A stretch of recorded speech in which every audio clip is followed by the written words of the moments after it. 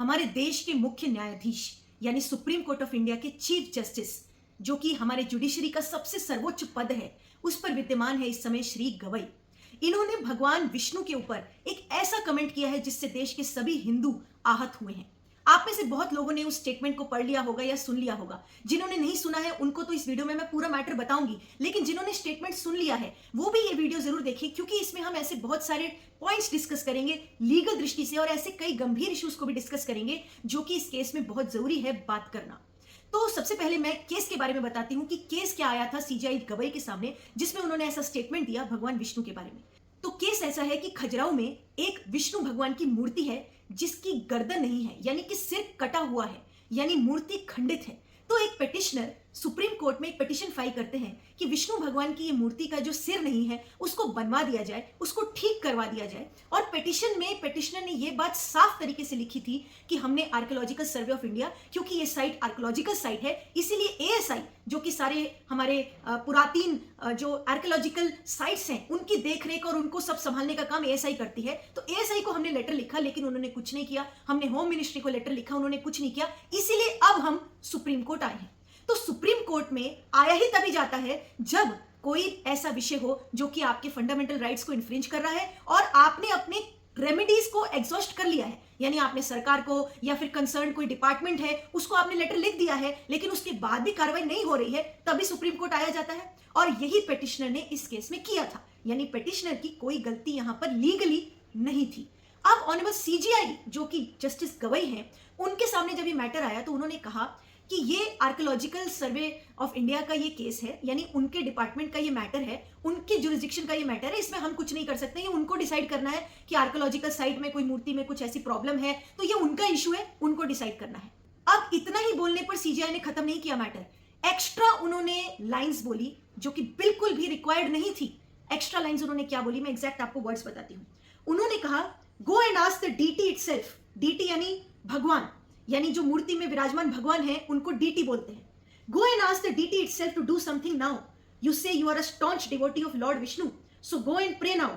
It's an archaeological site and ASI needs to give permission etcetera. Sorry, इसकी exact Hindi translation मैं आपको बताती हूँ। सीजेआई ने कहा, जाओ अपने भगवान से जाके कहो, उन्हीं भगवान विष्णु से जाके कहो जिनकी मूर्ति बनवाने के लिए आप आए हो, मूर्ति ठीक करने के लिए आप कह रहे हो, उन्हीं भगवान विष्णु से जाके कहो कि वो कुछ करें। अब आप कहते हो ना कि आप बहुत अच्छे बड़े वाले डिवोटी हो, बहुत बड़े वाले भक्त हो भगवान विष्णु के, तो उन्हीं को जाके प्रे करो। साथ में ये लिखा नहीं है यहाँ न्यूज में, और न्यूज में आया था कि उन्होंने ये भी कहा कि वहां जाके ध्यान साधना करो, मेडिटेशन करो। और उन्होंने ये भी कहा कि वहां पर एक शिवलिंग है तो आप शिवलिंग की पूजा कर लो, विष्णु जी को छोड़ के शिवलिंग की पूजा कर लो। ऐसे कमेंट्स करें। और साथ में ये कहना कि आप भक्त हो ना भगवान विष्णु के, तो भगवान विष्णु को ही कहो कि अपनी गर्दन ठीक कर ले, अपना सिर लगा ले। ऐसा सीजेआई यानी कि हमारे देश के chief justice honourable supreme court of India के सबसे बड़े पद मुख्य न्यायाधीश, उनके मुख से निकले हुए ये वचन हैं। और जबकि कोई आवश्यकता नहीं थी इस केस में ये बात बोलने की, और ये बात तो सब लोग कह रहे हैं कि सीजेआई को, जस्टिस गवई को जरूरत नहीं थी ये लाइंस बोलने की, और सिर्फ इतना कह देते कि एएसआई का मैटर है, आर्कियोलॉजिकल सर्वे डिपार्टमेंट का मैटर है, उनके पास आप जाओ। लेकिन हम आपको एक्स्ट्रा बताते हैं कि ये लाइंस तो गलत है ही, बिल्कुल ही गलत है। लेकिन सीजेआई को यह भी नहीं कहना चाहिए कि आप एएसआई के पास जाओ, एएसआई को ही डिसाइड करना है, हमको नहीं डिसाइड करना है। इसलिए हम ये कहते हैं कि सीजेआई का पूरा ही इस केस में जो बोलना है, जो डिसमिसल है, उन्होंने जो पिटीशन को डिसमिस किया, वो ही अपने आप में बिल्कुल तरीके से गलत है। क्यों?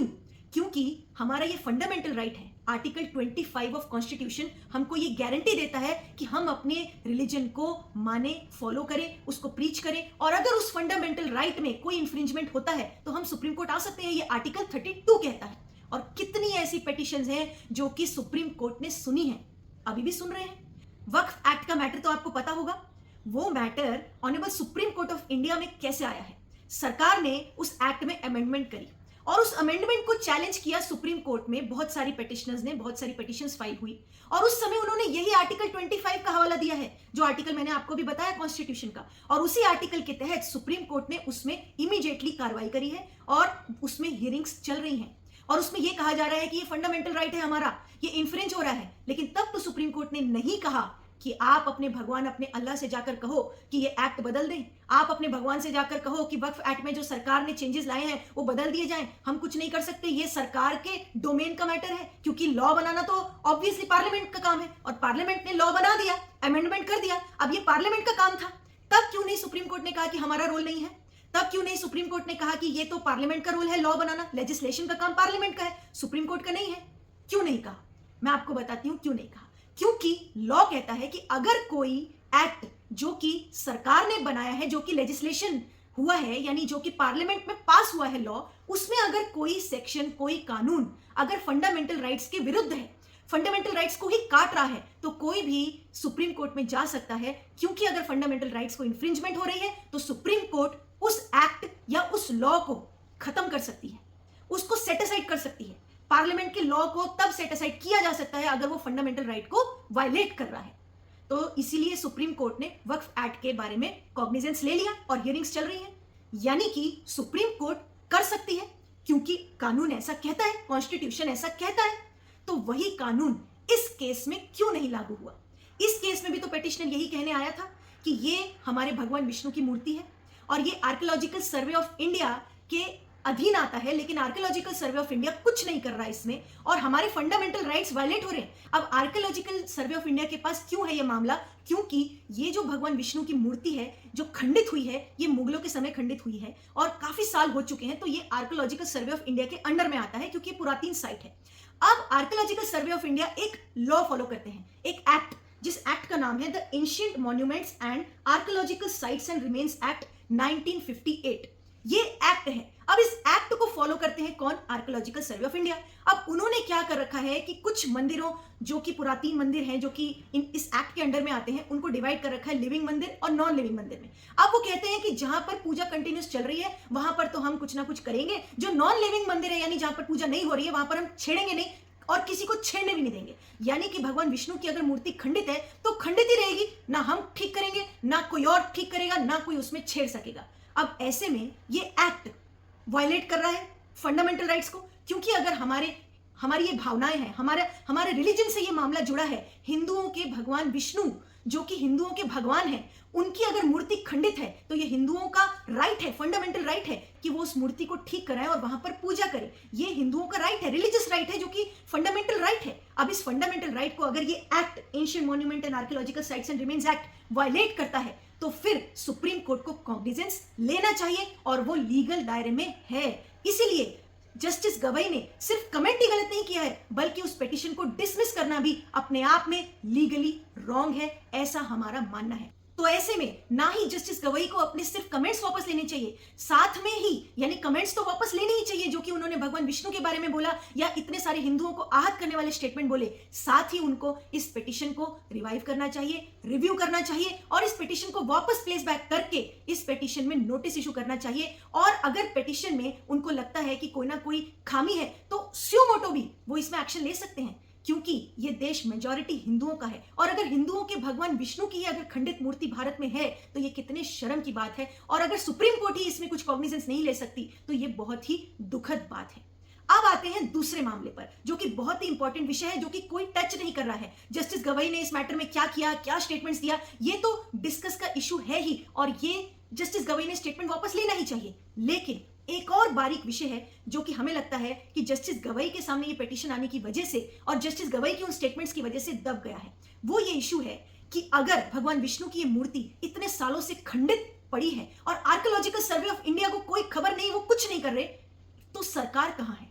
इतने सालों में, यानी कि जब से आजादी हुई है हमारे देश की, तब से कितनी सरकारें आई हैं, कितनी सरकारें गई हैं, आप खुद कैलकुलेट कर लीजिए। कितनी सरकारें आई और गई, लेकिन किसी सरकार को यह नहीं लगा कि भगवान विष्णु की इस खंडित मूर्ति को ठीक कर दिया जाए, उनके सर को वापस स्थापित कर दिया जाए। और न जाने ऐसी कितनी मूर्तियां होंगी आर्कियोलॉजिकल सर्वे ऑफ इंडिया के अंडर में जो कि इस तरह से पड़ी होंगी। भले ही वहां पर पूजा पाठ ना होता हो, लेकिन अगर आपके कोई देवता है, आपके कोई भगवान है और उनका स्वरूप, उनकी मूर्ति अगर खंडित है तो किसी भी हिंदू का हृदय आहत होगा ही होगा। कोई भी रिलीजन हो, अगर उनके कोई भी रिलीजियस स्ट्रक्चर के बारे में अगर ऐसी कोई चीज होती है तो वो डेफिनेटली उनके रिलीजियस सेंटिमेंट्स हार्म होते हैं। लेकिन हिंदुओं के सेंटिमेंट्स को ना सरकार ने देखा है, ना ही आर्कियोलॉजिकल सर्वे ऑफ इंडिया ने देखा है, ना ही सुप्रीम कोर्ट अब देख रही है। तो ये बहुत बड़ा चिंता का विषय है। इसीलिए हम इस वीडियो के माध्यम से ना ही सिर्फ ऑब्जेक्शंस क्रिएट कर रहे हैं, बल्कि हम सरकार से ये अपील करते हैं कि अब ये समय है सरकार के लिए कि वो आगे आए और इसी समय तुरंत इमीडिएटली वहां पर जो भगवान विष्णु की ये खंडित मूर्ति है उसको वापस से बनवाएं और देश को दिखा दें कि यस वी आर हियर। अगर आपके किसी भी भगवान की मूर्ति खंडित है तो हम उसको ठीक करेंगे। सरकार इतने आज की सरकार जो है वो हिंदुओं की सरकार है ऐसा सब लोग मानते हैं, तो इतने देखो कॉरिडोर्स भी बन रहे हैं। बनारस में कॉरिडोर बन गया, अब मथुरा में कॉरिडोर की बात चल रही है, अयोध्या में चल रही है, ना जाने कितनी डेवलपमेंट्स तो सरकार कर रही है ना रिलीजियस प्लेसमेंट्स में, रिलीजियस एरियाज में। तो ऐसा क्यों नहीं कर रही सरकार की ऐसी खंडित मूर्तियों को वापस बना दिया जाए? आर्कियोलॉजिकल सर्वे ऑफ इंडिया से वो अपने अधीन लेकर सब कर सकती है सरकार चाहे तो ये जो एक्ट है ancient monuments and archaeological sites and remains act, इसमें जो खामियां हैं जो हमारे रिलीजियस राइट यानी फंडामेंटल राइट को इन्फ्रिंज करती हैं उन सेक्शंस को हटा दे। हम तो इतना तक कहते हैं कि ये जो प्लेसेस ऑफ वर्शिप एक्ट है जो कि सुप्रीम कोर्ट में पेंडिंग है, उसको भी सुप्रीम कोर्ट में पेंडिंग क्यों रखना है? उसको भी सरकार चाहे तो इमीडिएटली पार्लियामेंट में बिल पास करके उस एक्ट को हटा सकती है, प्लेसेस ऑफ वर्शिप एक्ट, जिसकी वजह से कितने हमारे मंदिर आज भी हम क्लेम बैक नहीं कर पाते। क्यों नहीं कर पाते? उस प्लेसेस ऑफ वर्शिप एक्ट के वजह से। तो क्यों नहीं सरकार प्लेसेस ऑफ वर्शिप एक्ट हटा देती? ऐसे बहुत सारे सवाल हैं जिनका कि डायरेक्ट आंसर सरकार कर सकती है, और इस केस में भी सरकार भी सब कुछ कर सकती है, एएसआई भी सब कुछ कर सकती है और सुप्रीम कोर्ट भी कर सकती थी। तो हमारी इस वीडियो के माध्यम से अपील है कि सुप्रीम कोर्ट के जस्टिस गवई अपनी स्टेटमेंट्स वापस लें, इस पिटीशन को वापस प्लेस करें और सरकार को ही नोटिस करें कि yes where is the government, और गवर्नमेंट और एएसआई से पूछे कि हाँ आप इसमें क्यों नहीं कर रहे। और सरकार ये पूछ सकती है। मैं आपको एग्जांपल बताती हूँ कि हमने कुछ साल पहले एक पीएल फाइल करी थी ऑनरेबल सुप्रीम कोर्ट में। 3 जजेस की बेंच थी, जस्टिस रमन्ना उस समय चीफ जस्टिस थे, तो उनके सामने हमने एक पीएल फाइल करी थी कि जो एक्ट है जो कि लॉज हैं उसमें कुछ खामियां हैं। उसमें हमने बहुत सारी खामियां बताई थी रेप लॉज के अंदर। तो हमने जब सुप्रीम कोर्ट में अपने सजेशंस पेश किए तो सुप्रीम कोर्ट ने कहा कि ये हमारे दायरे में नहीं है, यही जवाब उन्होंने दिया था। लेकिन साथ में उन्होंने ये कहा कि आपके सजेशंस को हम अप्रिशिएट करते हैं और हम सरकार को ये कहते हैं कि जो सजेशंस हैं उनको आप गौर करें और उनको अप्लाई करने के लिए प्रयास करें। ऐसा सुप्रीम कोर्ट ने सरकार को कहा था अपने ऑर्डर में। यानी कि हम जब सुप्रीम कोर्ट गए तो सुप्रीम कोर्ट ने ये कहा कि हम सरकार को कहते हैं कि इनकी रिप्रेजेंटेशन पर एक्ट करो और जेन्युइनली एक्ट करो। तो वही चीज सुप्रीम कोर्ट इस केस में भी कर सकती थी। सुप्रीम कोर्ट सरकार को और एएसआई को कह सकती थी कि इस केस में एक्ट करो, इस केस में भगवान विष्णु की अगर मूर्ति खंडित है, उनका सर खंडित है, तो उसमें एक्ट करो, उसको ठीक करो। सुप्रीम कोर्ट नहीं कर सकती लेकिन सरकार तो कर सकती है, और सरकार को कौन बोल सकता है? सुप्रीम कोर्ट बोल सकता है। तो यहां पर सुप्रीम कोर्ट भी गलत है, नंबर 1। नंबर 2 एएसआई और जो सरकार है, आज की सरकार है, वो भी चाहे तो इसमें इमीडिएटली कर सकती है और इमीडिएटली करना चाहिए। ये हमारी वीडियो के माध्यम से अपील है।